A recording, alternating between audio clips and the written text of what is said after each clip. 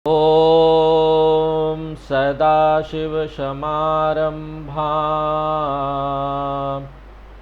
शङ्कराचार्यमध्यमाम् अस्मदाचार्यपर्यन्तां वन्दे गुरुपरम्पराम्।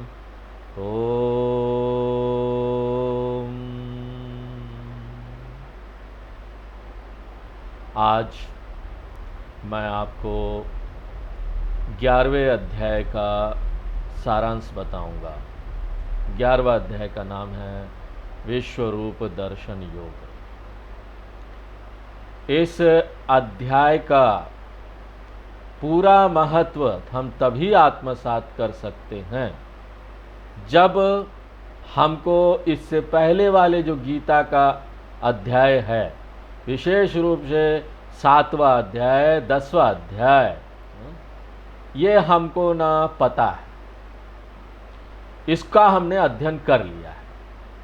क्योंकि ये जो 11वां अध्याय है ये आधारित है पिछले कई अध्यायों के ऊपर, उसके ऊपर फाउंडेशन बनता है।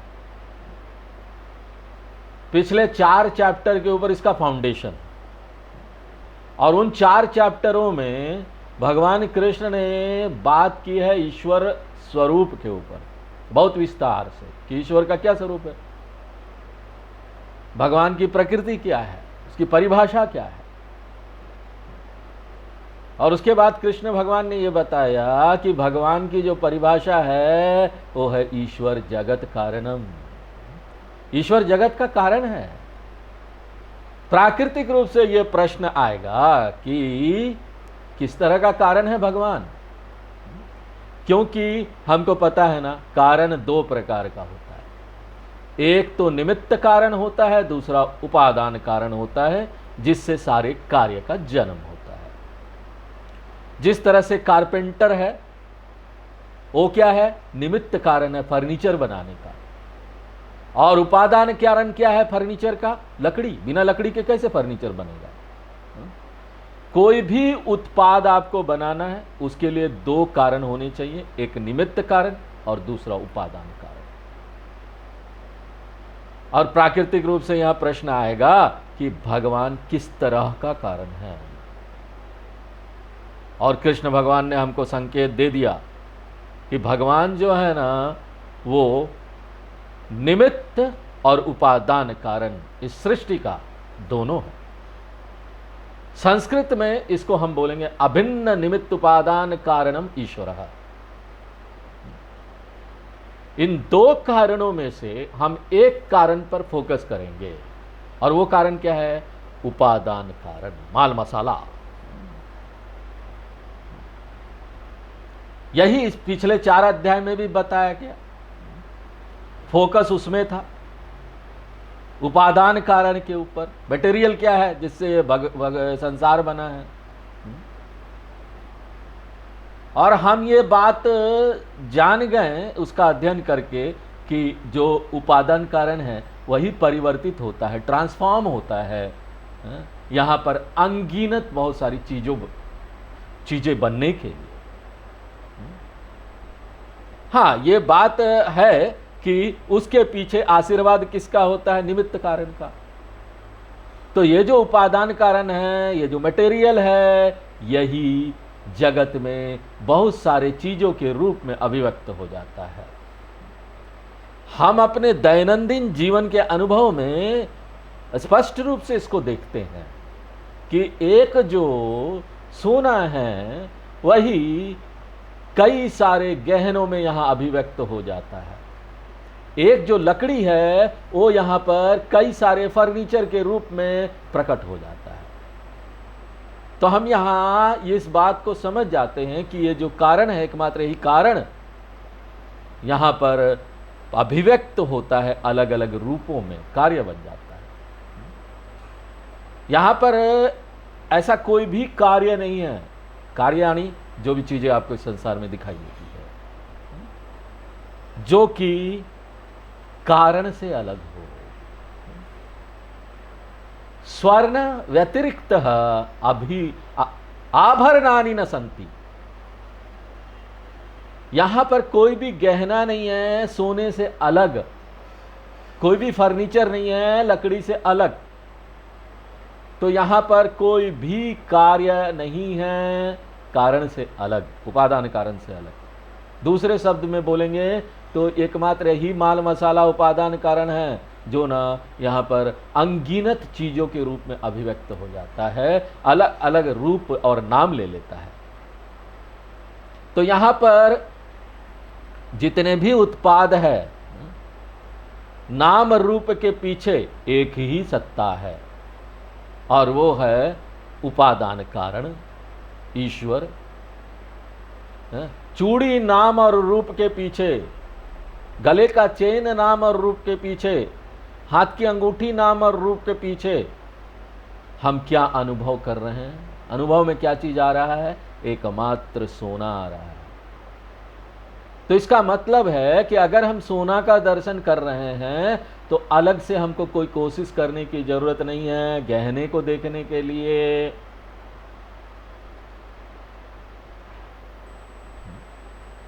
जब हम यहां पर गहना देख रहे हैं तो हम तो सोना ही देख रहे हैं ना, अलग से क्या कोशिश करना सोना देखने के लिए।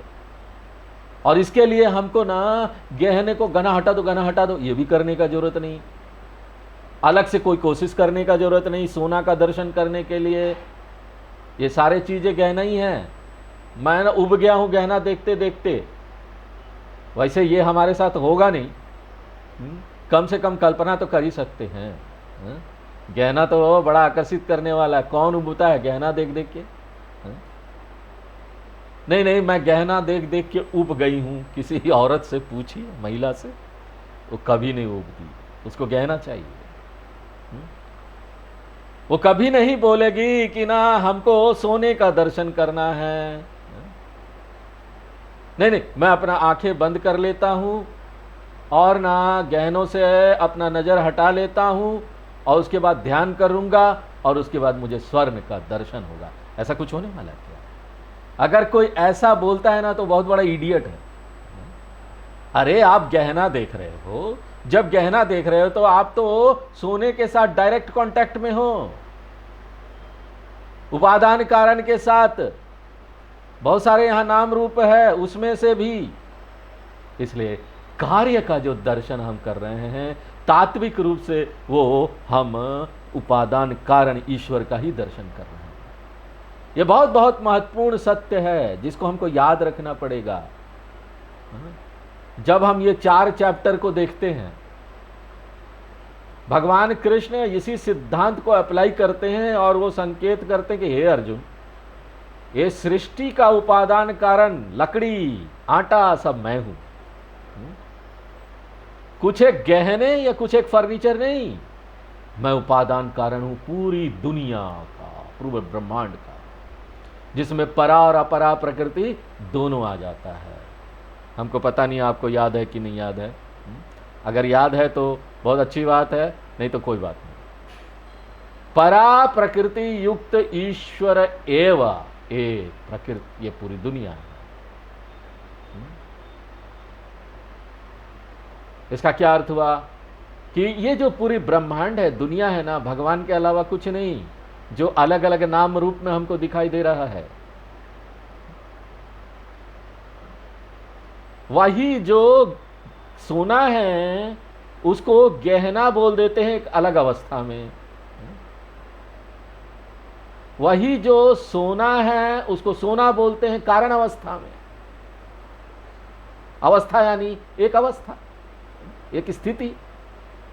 और वही सोना जो है वो गहना बन जाता है कार्य अवस्था में। कारण अवस्था, कार्य अवस्था। तो कारण और कार्य एक ही चीज है, एक ही मटेरियल है, जो कि यहां पर अभिव्यक्त नाम रूप के साथ है। जब वो अव्यक्त नाम रूप के साथ है तो कारण अवस्था में है, जब व्यक्त नाम रूप के साथ है तो वो कार्य अवस्था में। तो यहां पर कृष्ण भगवान ये बोलना चाहते हैं कि ईश्वर और ये दुनिया कुछ अलग नहीं है भाई। ये पूरा दुनिया, ये ब्रह्मांड, जो भी चीजें आप देख रहे हैं भगवान ही तो है। नाम रूप का लय कर दीजिए, जिस तरह से आप ना गहनों का लय कर दीजिए, क्या मिलता है?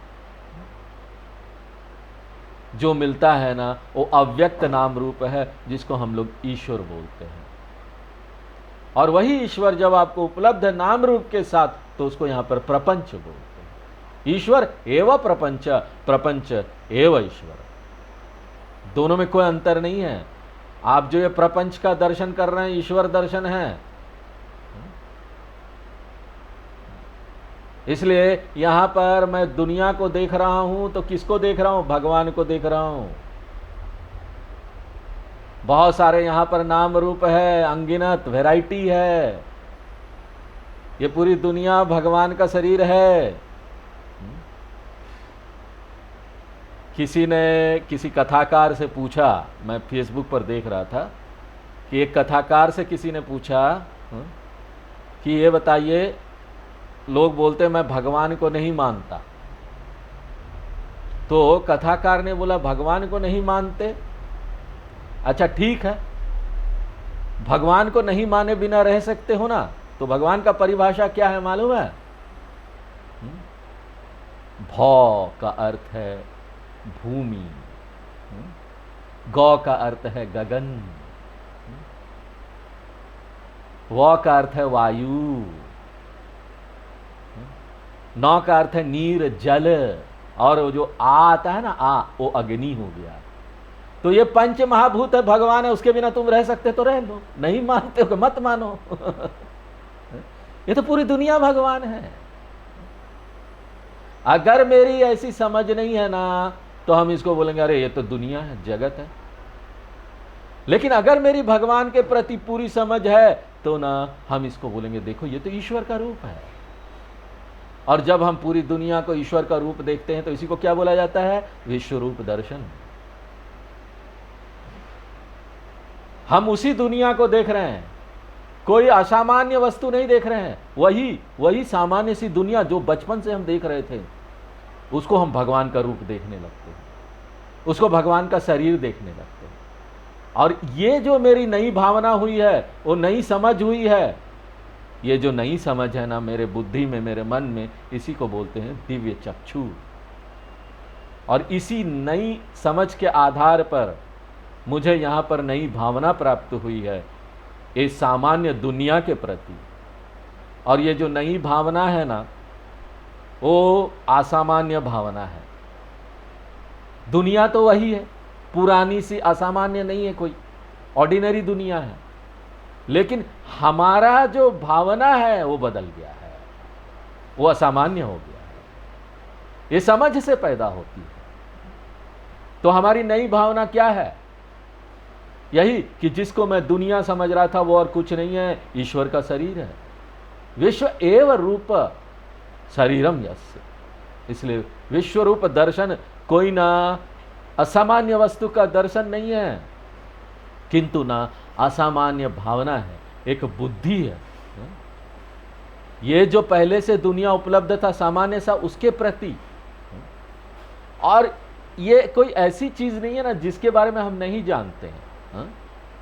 बहुत दुनिया में ना छोटी छोटी चीजें हैं, लेकिन अगर वही चीज बड़े बड़े लोगों के साथ संबंध बना ले, बड़ी बड़ी जगहों के साथ, पवित्र जगह के साथ अपना संबंध बना ले, तो वही जो बड़ी सामान्य सी वस्तु है ना, वो असामान्य बन जाती है। हमने आपको पहले भी उदाहरण दिया था ना, आपको लड्डू मिलता है, और लड्डू में है क्या? बेसन का लड्डू, बेसन है और इसमें चीनी है। आपको अगर शुगर का प्रॉब्लम है ना, तो आप लड्डू को उतना महत्व नहीं दोगे। आप उसको बोलेंगे नहीं नहीं हटा हटा, मैं नहीं खाऊंगा। लेकिन अगर आपको यही कोई आके बताएगा, अरे नहीं ये तो केदारनाथ बद्रीनाथ से आया प्रसाद है, तिरुपति का लड्डू है, तिरुपति का लड्डू इतना बड़ा होता है। अब क्या आपकी समझ क्या तुरंत बदल गई, एक नई भावना आ गई। क्योंकि ना आप तिरुपति गए हैं, आप बालाजी के भक्त हैं। बालाजी का भक्त होना जरूरी है ना।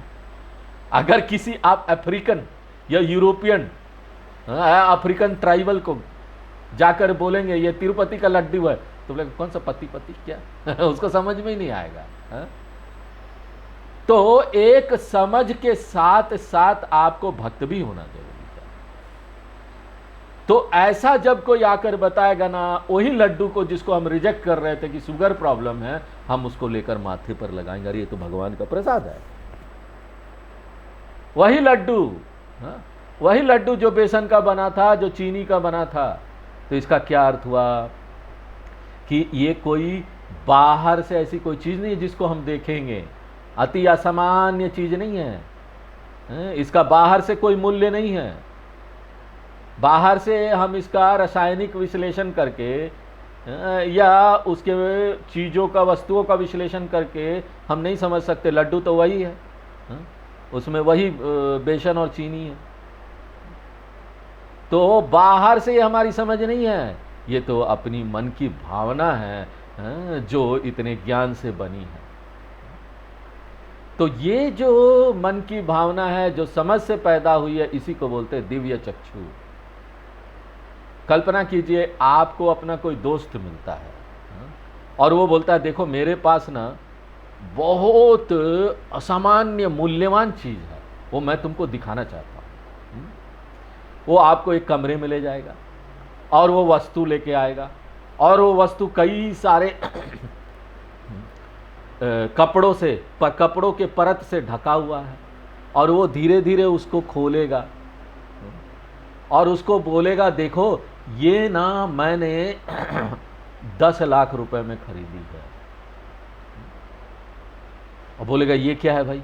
तो अंदर देखेगा ना कि एक टूटा हुआ बैट पड़ा है, क्रिकेट का बैट, टूटा हुआ क्रिकेट का बैट। और वो व्यक्ति बोलेगा देखो मालूम है ये किसका है? ये कपिल देव का है। कपिल देव का, तेंदुलकर का बैट जो यूज होता है वो कपिल देव और तेंदुलकर के साथ एसोसिएट हो गया, तो क्या हो गया? बहुत मूल्यवान हो गया।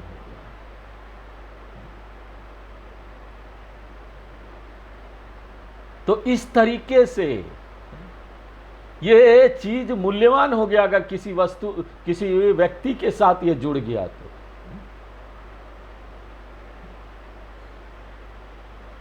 तो यहाँ पर तो दूसरा और कोई व्यक्ति होगा जिसको ये पता ही नहीं होगा कि तेंदुलकर कौन है, विराट कोहली कौन है, उसके लिए तो टूटा बैट है। वो बोलेगा अरे क्या टूटा बैट का 10 लाख रुपया दिया?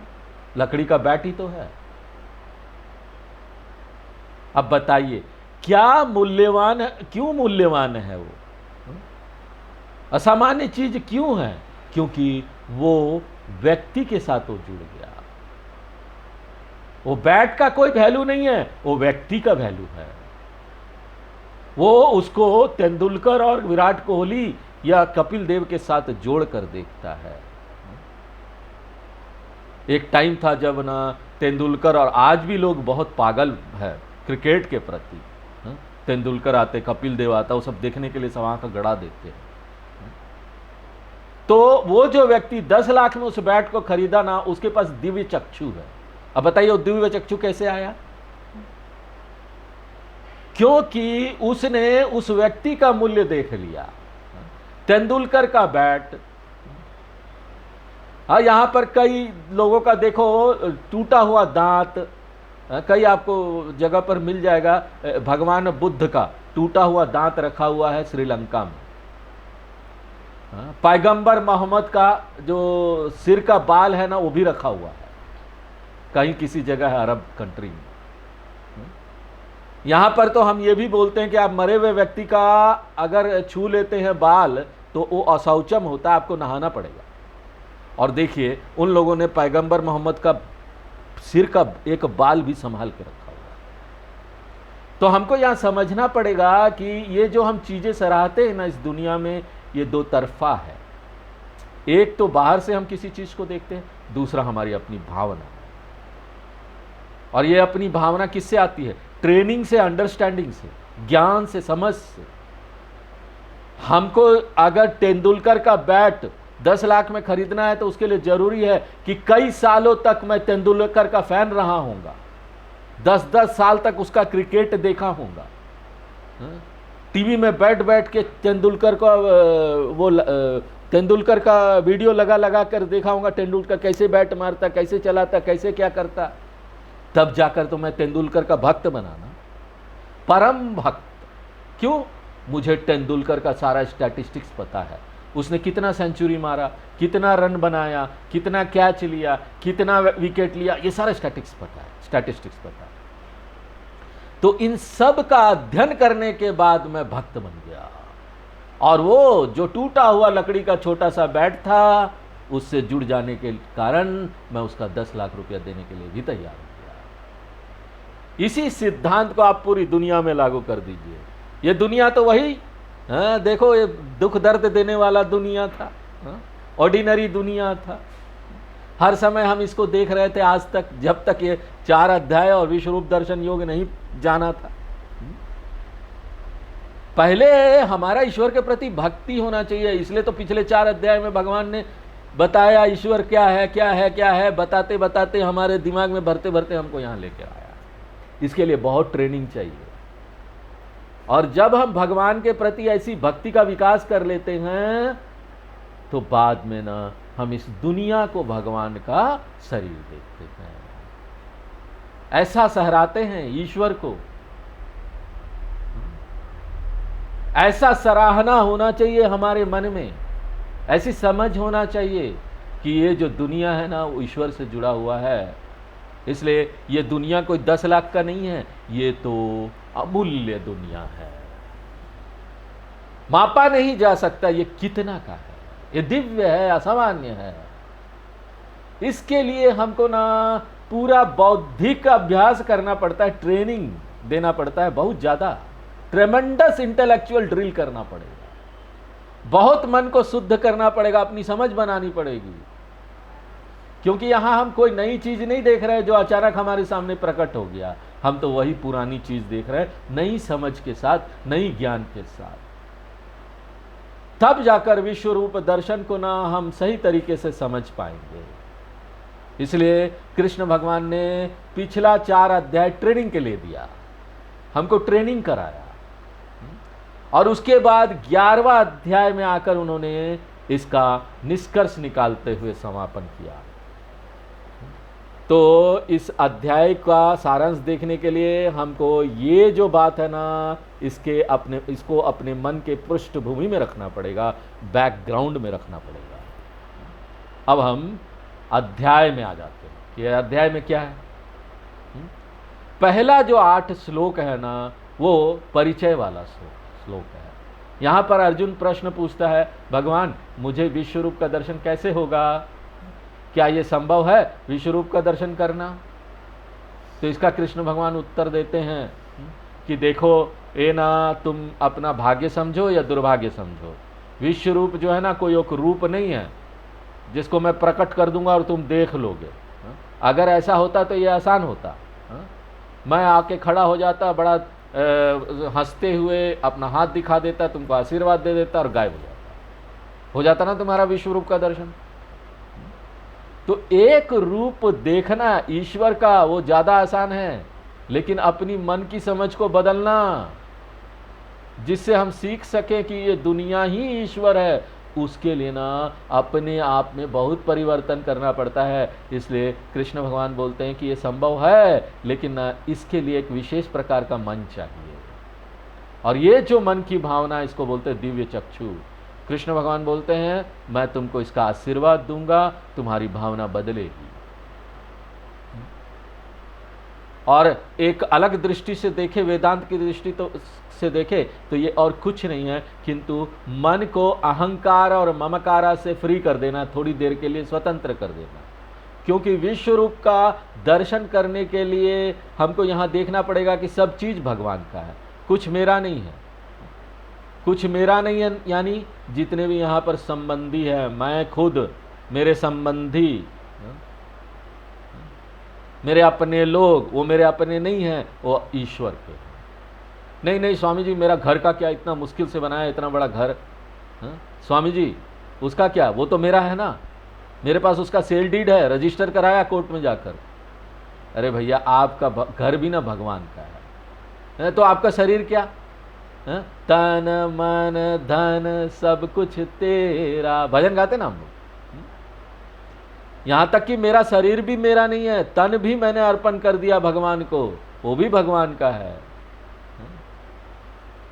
जब तक कि आप ऐसा देखते नहीं हैं कि यहां सब चीज भगवान का है, तब तक ये विश्व रूप का दर्शन संभव नहीं होगा।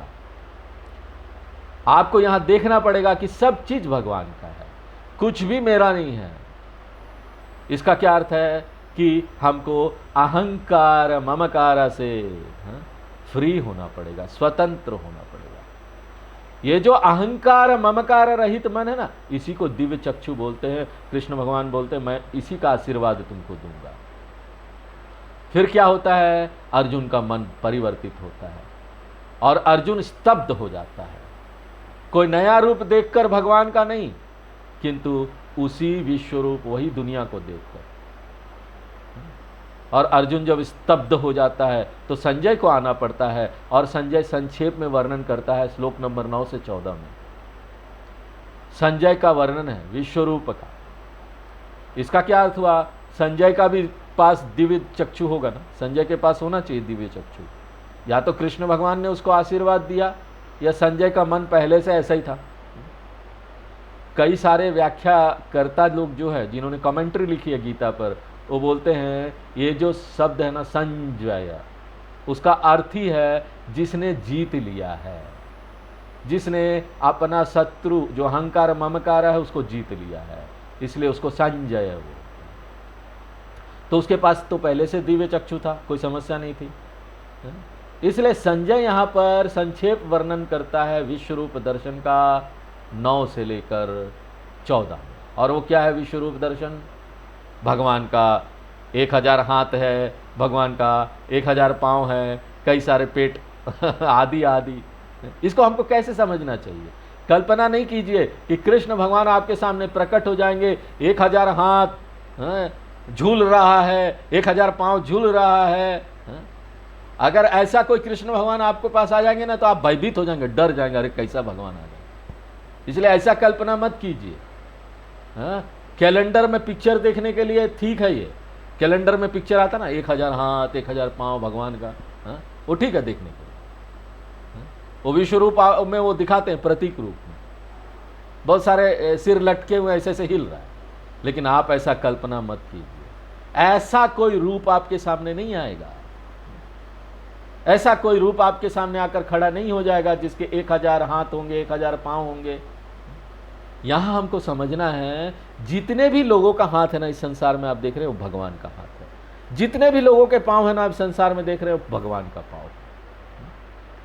इससे पहले मैं क्या देख रहा था, ये मेरा पांव है, वो उसका पांव है, ये मेरा हाथ है, वो उसका हाथ है। अब हम क्या देख रहे हैं, तो भगवान का ही है।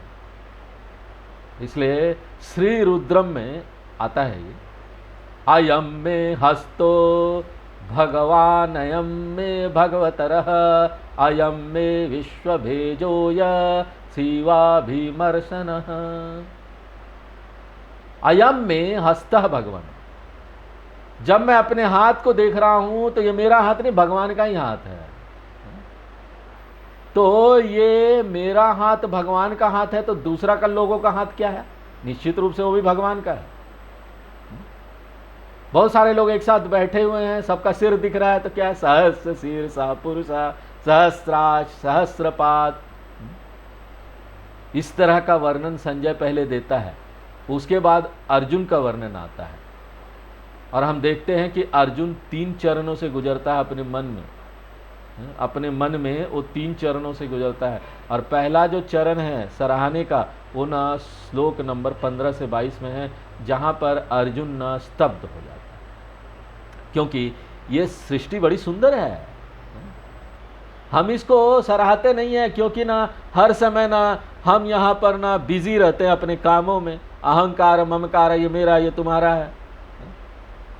लोग बोलते हैं ना यहाँ पर तो हमारे पास टाइम भी नहीं है कि थोड़ा देर खड़े हो जाएं, या ना शाम के वक्त या किसी समय थोड़ा देर अपनी छत पर चले जाएं और ना आकाश को देखें। ये देखने का भी टाइम नहीं है हमारे पास। और आजकल इतना सारा OTT, नेटफ्लिक्स, डिज्नी चैनल, इतने चैनल सब आ गए, नेशनल ज्योग्राफी, डिस्कवरी, हर एक देखिए यहाँ पर मछली दिखाया जाता, बड़ा बड़ा व्हेल मछली, यहाँ पर छोटे छोटे कीड़े मकोड़े, ये सब जितना आप अध्ययन करेंगे ना, कोई भी यहाँ पर वैज्ञानिक है ना, किसी भी विषय का अध्ययन कर रहा है, वो ना स्तब्ध हो ही जाएगा, प्रकृति को देखकर स्तब्ध हो जाएगा। यहाँ पर कीड़ों का अध्ययन करने वाले वैज्ञानिक लोग हैं, वो कीड़े इतने इतने अलग प्रकार को आपको इसके संसार में देखेंगे, अलग अलग तरीके का भगवान ने देखो कैसे बनाया उसको, अलग अलग रंग का कीड़ा आपके पास आएगा। ये सब क्या है? ईश्वर की विभूति है। और वो लोग मकड़ी के जालों के ऊपर रिसर्च कर रहे हैं, साइंटिस्ट लोग। हम तो अपने घर में मकड़ी का जाला देखते गुस्सा हो जाते हैं, अरे जाला लग गया, जाला वाला वो लकड़ी लेकर उसको हटाते हैं, जबकि वो बोलते अरे ये सबसे विलक्षण चीज है, आज तक किसी वैज्ञानिक ने ऐसा चीज नहीं बना पाया। वो रिसर्च चल रहा है, किताबें पर किताबें लिखी जा रही है। तो कोई भी पक्ष ले लीजिए संसार का, आप ना स्तब्ध हो जाएंगे। और अगर आप ईश्वर के भक्त हैं ना, तो आप बोलेंगे ये जो अद्भुतता दिख रही है ना, ये पूरे संसार में, ये ईश्वर है। ऑस्ट्रेलिया में ना एक तरह का चींटी है, वो एक तरह का पहाड़ बनाता है छोटा सा मिट्टी का, जिसमें ना तापमान नियंत्रित रहता है। जब बाहर का तापमान बहुत ज़्यादा होता है ना, तो उस पहाड़ के अंदर तापमान बहुत कम होगा। अब बताइए वो लोग कैसे बनाते हैं? उनको तो तापमान के बारे में भी नहीं पता, उन्होंने कोई इंजीनियरिंग भी नहीं पढ़ा। किसी इंस्टीट्यूट में जाकर चींटी लोग इंजीनियरिंग पढ़ रहे हैं, चेयर पर बैठा हुआ है, इंजीनियरिंग पढ़ रहा है। क्योंकि ना पहाड़ बनाना है, वो कुछ नहीं उनको पता होता है। तो यहाँ पर आप कुछ भी चीज देखिए, आप बोलेंगे ना यहाँ पर मैं तो स्तब्ध हो गया भगवान आपकी अद्भुत महिमा देख। तो जो ये वैज्ञानिक लोग जिस चीज को देखकर बोलते हैं ना ये अद्भुतता है प्रकृति की, वही एक भक्त क्या बोलेगा? ये अद्भुतता है ईश्वर की। इसलिए देखिए कोई भी वेदांतिक व्यक्ति होगा ना, वो उसको विज्ञान में बड़ी रुचि होगी, वो अंतरिक्ष का अध्ययन कर रहा होगा। नासा, अपना इसरो, उसमें सब्सक्राइब कर दीजिए यूट्यूब में, और बताते रहते हैं क्या कब हो रहा है, ऊपर क्या बदलाव हो रहा है, कब कोई ग्रह की स्थिति क्या होने वाली है। तो इस तरह से कोई भी जीव विज्ञान हो, अंतरिक्ष विज्ञान हो, कोई भी साइंस हो, क्यों कि जितने भी साइंस है ना, वो ईश्वर की महानता को प्रकट कर रहे हैं, एक अद्भुत सृष्टि को प्रकट कर रहे हैं। तो ये जो आश्चर्य है ना, ये बहुत सुंदर तरीके से श्लोक नंबर 15 से 22 में बताया गया। और उसके बाद 23 से 30 नंबर श्लोक आता है, जिसमें अर्जुन भगवान का मुख देखता है। और यहाँ पर आप कल्पना मत कीजिए कि भगवान का बड़ा मुंह है, आएंगे, ये भी ना एक प्रतीक है, प्रतीक के द्वारा प्रस्तुत किया गया है काल तत्व को। तो हमारे जो वेद व्यास जी है, उन्होंने यहाँ पर प्रतीक की भाषा का उपयोग किया है विश्व रूप का वर्णन करने के लिए। यहाँ पर जितने भी सैनिक लोग हैं वो मरते जा रहे हैं, और ये जो उनका मरना है इसको प्रतीक रूप से प्रस्तुत किया गया है कि ये जो सैनिक लोग हैं भगवान के मुंह में प्रवेश करते जा रहे हैं, जो कि काल तत्व का प्रतीक है। भगवान सबको निगलते जा रहे हैं। क्यों? काल ही जो है ना वो सृष्टि कारण है, काल ही जो है स्थिति कारण है, काल ही जो है ना वो लय कारण है। और ये जो काल है ना, ये विश्व रूप का ही एक पक्ष है। यम धर्म राजाय, पहला नमस्कार करते हैं हम, यम धर्म राजाय मृत्युवे च अंतकाय च। तो हमको तो बचपन से इसकी ट्रेनिंग दी जाती है कि ना मृत्यु से भय मत खाओ। कोई बोलता है ना मृत्यु मृत्यु, मर गया, तो हम सोचते हैं बड़ा अमंगल शब्द है, और दूसरों को बोलते नहीं नहीं ये मत बोलो, मृत्यु मृत्यु मत बोलो। हमारे लिए ये अमंगल हो सकता है, लेकिन आगे आने वाली पीढ़ी के लिए मृत्यु शब्द बड़ा मंगल है।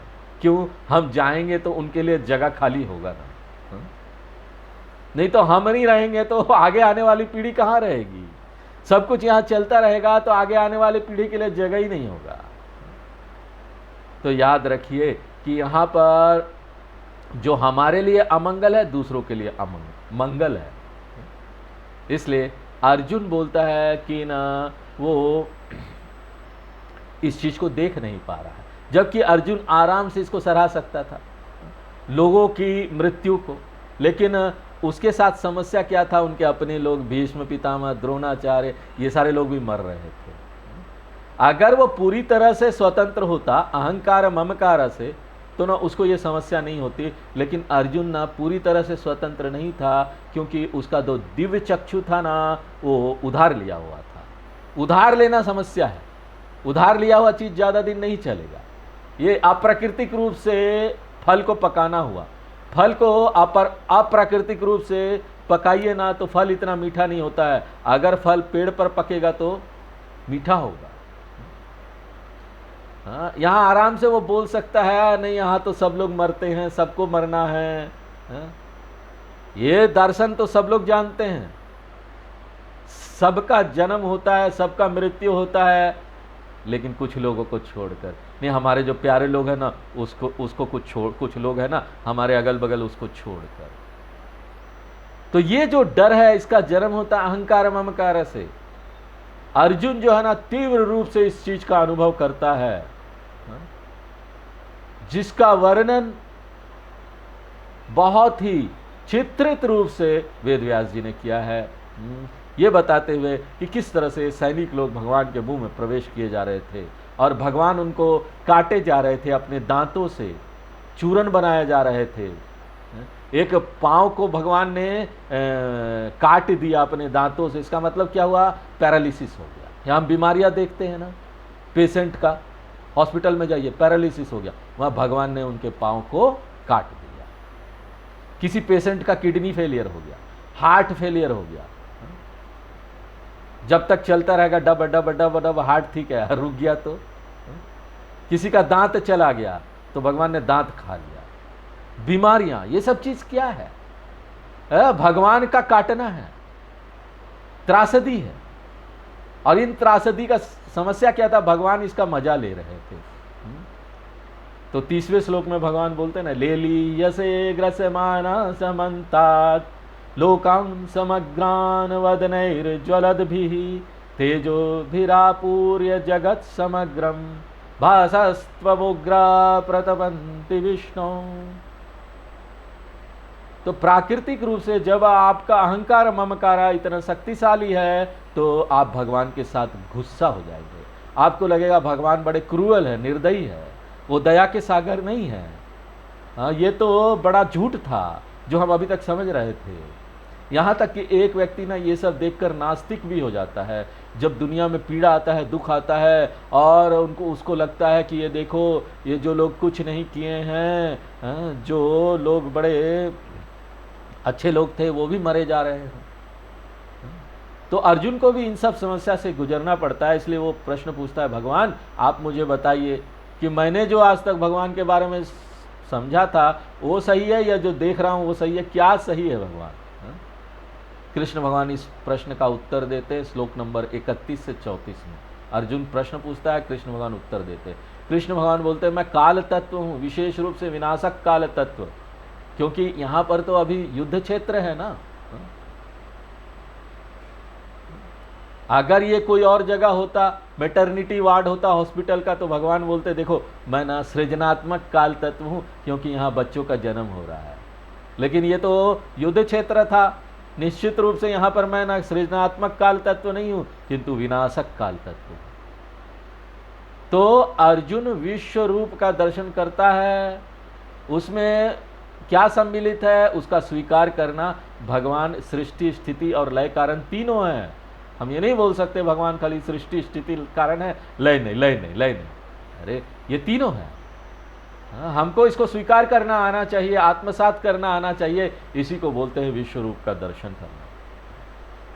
और जब भगवान बोलते हैं निमित्त मात्र भव सव्यसाचिन, जब आप समग्रता से पूरी दुनिया को देखते हैं, इस दुनिया में जो व्यवस्था चल रहा है, सामंजस्य चल रहा है, उसको सराहते हैं कि ये देखो ये भगवान का ही एक भाग है, तो आप अपने कर्म करने की स्वतंत्रता का उपयोग इस दुनिया के सामंजस्य के अनुसार करेंगे, इसी को धर्म बोलते हैं। आपके पास फ्री विल है, कर्म करने की स्वतंत्रता है, उसका एका अगर धर्म के साथ हो जाए, दुनिया की व्यवस्था के साथ हो जाए, विश्वरूप की व्यवस्था के साथ हो जाए, तो इस एका को बोलते हैं कि आपने शरणागति कर दी। कल्पना कीजिए एक संगीत चल रहा है, उसमें 10 लोग हारमोनियम लेके बैठे हैं, 5 लोग वायलिन लेके बैठे हैं, गिटार लेके बैठे हुए, सितार लेके बैठे हुए, तो सबका सुरताल मिलना चाहिए। अगर एक व्यक्ति उसमें से बोलेगा नहीं नहीं मैं अपना सितार अपने अलग तरीके से अलग सुरताल में बजाऊंगा, तो वो अपश्रुति होगी, पूरा संगीत का कार्यक्रम नष्ट हो जाएगा। वहां पर मैं एक व्यक्ति हूं, मैं अपने तरीके से बजाऊंगा, उसको मुखर कर दूंगा। ऐसा नहीं होना चाहिए। मेरा जो व्यक्तित्व है उसका एका होना चाहिए इस संसार के नियम के साथ, धर्म के साथ। इसी को सरेंडर बोलते, शरणागति बोलते हैं। और ये ज्ञान से आता है, ये समझ से आता है। पूरी सृष्टि में जो सामंजस्य चल रहा है उसकी समझ से, और इसके लिए बहुत बहुत परिपक्वता चाहिए। जब परिपक्वता आ जाती है तो ये जो शरणागति है प्राकृतिक हो जाता है।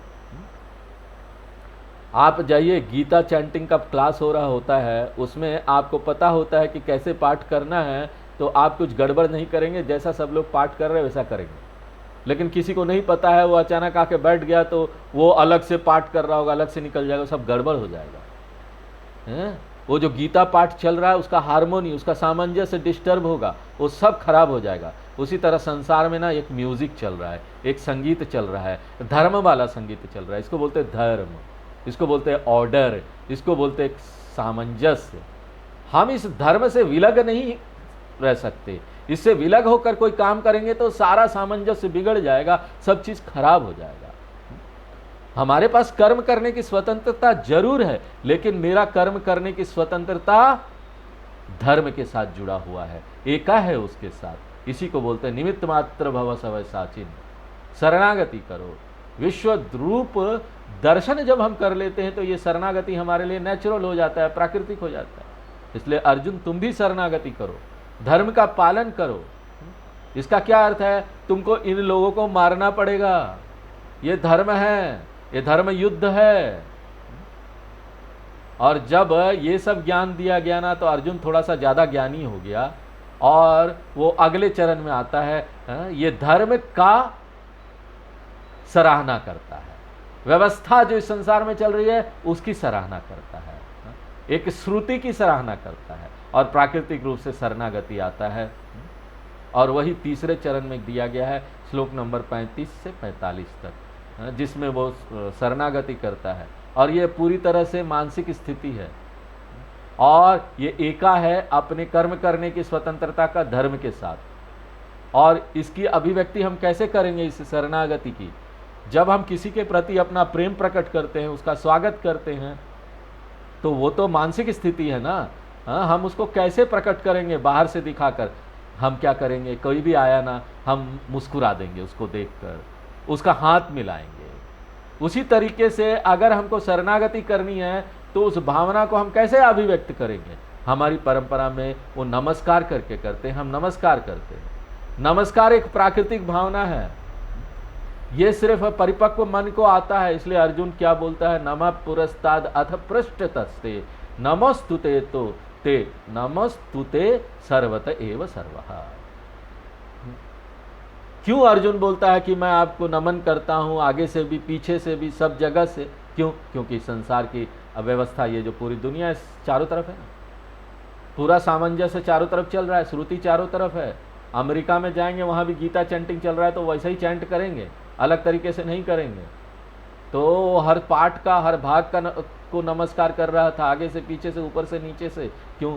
क्योंकि ना ये व्यवस्था, ये सामंजस्य, ये जो संगीत चल रहा है चारों तरफ चल रहा है, और यही पूरी दुनिया को बनाए रखा है। पूरी दुनिया बनी हुई है ना, ठीक ठाक चल रही है, इसी के कारण चल रही है। धर्मो विश्वस्य जगतः प्रतिष्ठा लोके धर्मिष्ठम प्रजा उपसर्पन्ति धर्मेन पापम अपनुदन्ति धर्मे सर्वम प्रतिष्ठितम तस्मात् धर्मम परमम वदन्ति। तो ये जो नहीं दिखने वाला सामंजस्य है, इसी को धर्म बोलते हैं। तो अर्जुन इस इच्छा शक्ति का शरणागति करता है धर्म के प्रति। 35 से 45 नंबर श्लोक में अर्जुन यहां अपनी भक्ति की अभिव्यक्ति कर रहा है, और वो मानसिक रूप से 3 चरणों से गुजरता है, और उन 3 चरणों में से एक बड़ा मुखर हो उठता है। देखिए 3 चरण क्या, आश्चर्य, भक्ति और भयन। आश्चर्य, भक्ति, भय, ये 3 चरण। आश्चर्य पीछे चला जाता है, भक्ति भी पीछे चला जाता है, लेकिन जब तक अहंकार ममकारा है ना, भय बना हुआ रहेगा। मृत्यु का भय, बुढ़ापे का भय, बिछड़ने का भय, इसको हम टाल नहीं सकते। अगर अहंकार ममकारा नहीं है तो ना ये सब हमको भगवान का लीला दिखाई देगा, हमको डर नहीं लगेगा। हम यहां पर मिलते हैं, मिलन होता है तो ईश्वर का लीला है। हम बिछड़ जाते हैं तो भी ईश्वर का लीला है। हम बूढ़ा हो जाते हैं तो ईश्वर का लीला है। लेकिन जब अहम मम है ना, तो ये सारी चीजें हमको त्रासदी दिखाई देगी, भयंकर दिखाई देगी। इसलिए अर्जुन डर गया था। इसलिए वो बोलता है, हे कृष्ण, मैंने ही विश्वरूप का दर्शन के लिए पूछा था, लेकिन अब मैं ही अपना मन बदल रहा हूं, और मैं आपको ये चीज वापस कर रहा हूं। आपका चीज है ना, किसी दुकान में जाओ, उसका चीज वापस कर दो। हमको नहीं चाहिए विश्वरूप का दर्शन। बहुत अद्भुत है, ये बहुत सुंदर है, लेकिन ना मैं इसको रिटर्न करना चाहता हूं विथ थैंक्स। तो अर्जुन भगवान को रिक्वेस्ट करता है, और भगवान कृष्ण समझ जाते हैं कि अभी अर्जुन का मन परिपक्व नहीं हुआ है, उसको विश्वरूप का दर्शन का पूरा लाभ नहीं मिलेगा। तो इसमें कोई डरने की बात नहीं है। अगर कोई ऐसा नहीं कर सकता है तो उसको अभी अपना ना अपने मंदिर में पूजा करे, एक रूप का पूजा करे, इष्ट देवता का पूजा करे, भगवान को मंदिर में रहने दो, भगवान को पूजा के कमरे में रहने दो। भगवान अंदर है, दुनिया बाहर है, कोई बात नहीं। शुरुआत तो करो, भक्ति की शुरुआत कहीं ना कहीं करनी है, एक रूप ईश्वर में करो। उसके बाद ये करते करते अपने अहंकार ममकार को कम करो। इनफैक्ट हमारा जो संस्कृति है ना, उसका जो यहाँ पर डिजाइन किया गया है ना, वो इसी तरीके से डिजाइन किया गया है। हम अपना अहंकार ममकार को कम करते जाएंगे अगर हम अपने संस्कृति को फॉलो करें तो। हम यहाँ पर नया घर बनाते हैं ना, हम जब गृह प्रवेश करते हैं तो पहला फोटो भगवान का लगाते हैं। इसका क्या अर्थ है? हे भगवान, ये मेरा घर नहीं है, ये आपका है, मैं तो इसका सिर्फ उपयोग करूंगा। भले हम भगवान को ना घर में ना छोटी मोटी जो बिना काम वाला जगह होता ना, सीढ़ी के नीचे, वहां रख देते हैं। चलो कोई बात नहीं, भगवान एडजस्ट कर लेते हैं, कोई बात नहीं। भावना महत्वपूर्ण है ना, ये तो हमारा घर है, और ये हमारा घर है, हमने भगवान को यहां रख दिया, शुरू हो गया हमारा भक्ति। अगला चरण क्या है? हमको ये देखना है कि ये घर भगवान का, ये भगवान का मंदिर है। ये शरीर को भी हम मंदिर बोलते हैं ना, देहो देवालय प्रोक्त। तो देखिए कि भगवान सिर्फ घर में नहीं है, भगवान का ही घर है ये। अपने हृदय में भगवान का आह्वान कीजिए और देखिए कि ये जो शरीर है किस तरह से भगवान का प्रॉपर्टी है, ईश्वर का प्रॉपर्टी है। तो आपकी जो आसक्ति है इससे खत्म होने लगेगी। तन मन धन सब कुछ तेरा, ये सिर्फ ना मुंह से बोलने के लिए नहीं रह जाएगा। दयानंद स्वामी जी बड़े अच्छे तरीके से बोलते थे, हम रोज ही इसको, रोज ही भगवान के सामने ये भजन गाते हैं। भगवान भी कंफ्यूज हो गया है, अरे कल ही तो ये आकर मुझे अपना शरीर दे गया था, आज भी फिर से बोल रहा है तन मन धन सब कुछ तेरा। उसका तो एक ही शरीर है, रोज रोज कैसे दे सकता है? तो भगवान को भी पता है ना, ये सिर्फ हम मुंह से बोल रहे हैं। जो हमको ये चीज देता है ना, वो तो एक ही बार देगा, एक बार दिया खत्म। लेकिन यहाँ पर क्या बात है ना, रोज रोज आप ये भजन गाएंगे ना, तो आशा है कि एक दिन आपका ना हृदय से ये बात आएगी और उसी दिन सारी चीजें खत्म हो जाएगी। तब तक ये भजन गाते रहिए भगवान के सामने, तन मन धन। कम से कम प्रसाद तो मिलेगा, लड्डू मिलते रहेगा। एक रूप ईश्वर के लिए तैयार नहीं है, विश्व रूप में आ जाइए। ये कृष्ण भगवान स्वीकार कर लेते हैं और उसके बाद ना कृष्ण भगवान अपना वही एक रूप दिखाते हैं अर्जुन को। तो अब अर्जुन के लिए क्या हो गया? लड्डू लड्डू बन गया। अब लड्डू जो था ना, वो प्रसाद नहीं रहा। और 46 से 59 नंबर अंतिम जो यहाँ पर पोर्शन है उसमें उपसंहार है, कंक्लूजन है इस शिक्षा का, जिस पर कृष्ण भगवान बोलते हैं कि अर्जुन तुमको तो एक विलक्षण अपॉर्चुनिटी मिला था, यहाँ पर अवसर मिला था विश्व रूप का दर्शन के लिए, क्योंकि तुम भक्त हो। यहाँ तो भक्ति की बात की गई, एक रूप दर्शन से अनेक रूप दर्शन से अरूप दर्शन तक, ये 3 स्तर है भक्ति का, महत्वपूर्ण साधना। और किस तरह का भक्ति, वो बहुत महत्वपूर्ण है। भक्ति जिसमें भगवान साधन नहीं है, भगवान साध्य है। इसका अर्थ है कि ऐसा भक्ति करने के लिए वैराग्य आना चाहिए, नहीं तो आप दुनिया भर की चीजें भगवान से मांगते रहेंगे। भगवान बोलते वैराग्य बढ़ना चाहिए, भक्ति को अनन्य भक्ति बन जाना चाहिए। इसलिए कृष्ण भगवान बोलते हैं 54 नंबर श्लोक में, भक्त्या त्वनन्यया शक्य अहमेवं विधोर्जुन ज्ञातुम द्रष्टुम च तत्वेन प्रवेष्टुम च परंतप। 55 में बोलते हैं, मत कर्म कृण मत परम मद्भक्त संग वर्जितः निर्वैर सर्वभूतेषु यसमामेति पांडवा। तो कृष्ण भगवान बोलते शुरू में एक रूप भक्ति कीजिए, बाद में आप आ जाइएगा इसमें। पहले सकाम भक्ति कीजिए, भगवान से बहुत कुछ मांगिए। शुरू में कोई भी निष्काम भक्ति नहीं कर सकता। अपना दुनिया वाला लक्ष्य रखिए, बहुत सारी चीज़ें प्राप्त कीजिए, धीरे धीरे करके अपना ये जो है ना भावना को परिपक्व कीजिए, परिवर्तित कीजिए, और धीरे धीरे करके आप एक रूप भक्ति भी जो है ना निष्काम भावना से शुरू कीजिए, और धीरे धीरे करके वही एक रूप भक्ति फिर अनेक रूप भक्ति बन जाना चाहिए, और अंततोगत्वा आप मुझे प्राप्त कर लेंगे, भगवान बोलते हैं। तो यहाँ पर भक्ति की महानता का गुणगान करते हुए कृष्ण भगवान इसका समापन करते हैं। और ये जो विश्व रूप दर्शन का क्या लाभ आपको प्राप्त होता है, बहुत उच्च लाभ प्राप्त होता है। बहुत सारे लाभ हमको प्राप्त होते हैं विश्व रूप दर्शन का, कुछ एक हम आपको बताएंगे यहाँ पर। ये दोनों का लाभ है, विभूति योग का भी और विश्व रूप दर्शन योग का भी। पहला जो लाभ है ना विश्व रूप दर्शन वो योग का, वो है ना द्वेष परिहार है। यहाँ पर कोई भी चीज़ है ना सृष्टि में उससे हम घृणा नहीं करेंगे, द्वेष नहीं करेंगे, राग द्वेष में इस दुनिया को अच्छा खराब में विभाजित नहीं करेंगे। यहाँ पर सब चीज की अपनी एक भूमिका है, यहाँ तक कि एक कॉकरोच है, मच्छर है ना, उसकी भी भूमिका है, एक जो जहर है ना उसकी भी भूमिका है। कोई भी चीज अच्छा खराब नहीं। तो ये जो द्वेष है ना, ये घृणा है किसी चीज के प्रति, वो कम से कम होता जाएगा अगर हम विश्व रूप का दर्शन करेंगे। दूसरा लाभ ये है अमानित्वम। एक बार हम समझ जाएंगे कि ये सारी चीजें भगवान का है, कोई भी महानता भगवान का है। कोई भी अच्छी चीज किसी के अंदर होगी ना, कोई म्यूजिक जानता है, अच्छा संगीत गा रहा है, छोटा बच्चा इतना अच्छा गाना गा रहा है, प्रसिद्ध हो गया। मेरे ही अंदर कई सारी क्वालिटीज है, मैं अच्छा डांस कर सकता हूँ, मैं अच्छी कोई चीजें बना सकता हूँ, ड्राइंग बना सकता हूँ, मेरे में कोई अच्छी बुद्धि है, ज्ञान है, मेरे में सुंदरता है, मेरा शरीर बड़ा सुंदर है। तो ये हम ये नहीं बोलेंगे अरे ये तो मेरा है, हम ये कभी नहीं बोलेंगे। हम क्या बोलेंगे, ये सब तो भगवान का है, क्योंकि हमने सब चीज में भगवान देख लिया। तो ये सारे क्वालिटीज भी किसके हैं, भगवान के। तो हमको ना स्वतंत्रता मिल जाती है, जो अहंकार भाव जो अपने अंदर आता ना, ये मेरा है, उससे हमको विनम्रता मिल जाता है। कई बार आप देखेंगे ना, ये बड़े बड़े पहलवान लोग लड़ते हैं ना, बड़ा गुस्सा दिखाएंगे, यार मैं बड़ा ताकतवर हूँ, वो सब चला जाएगा। मैं बड़ा ताकतवर हूँ, कोई ताकतवर नहीं, ये सारा ताकत भी भगवान का है।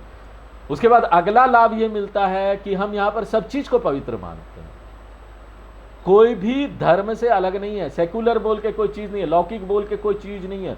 विश्व रूप का जो दृष्टा होता है ना, उसके लिए कोई भी चीज यहाँ धर्मनिरपेक्ष नहीं, सेकुलर नहीं, सब चीज भगवान से जुड़ा हुआ है। तो किसमें भक्ति नहीं है, हर जगह भगवान की भक्ति है। वो सुबह उठेगा भी तो भगवान को प्रणाम करेगा, ये मंत्र का पाठ करेगा, समुद्र वशने देवी पर्वत स्तन मंडले विष्णु पत्नी नमस्तुभ्यम पाद स्पर्शम क्षमास्व में।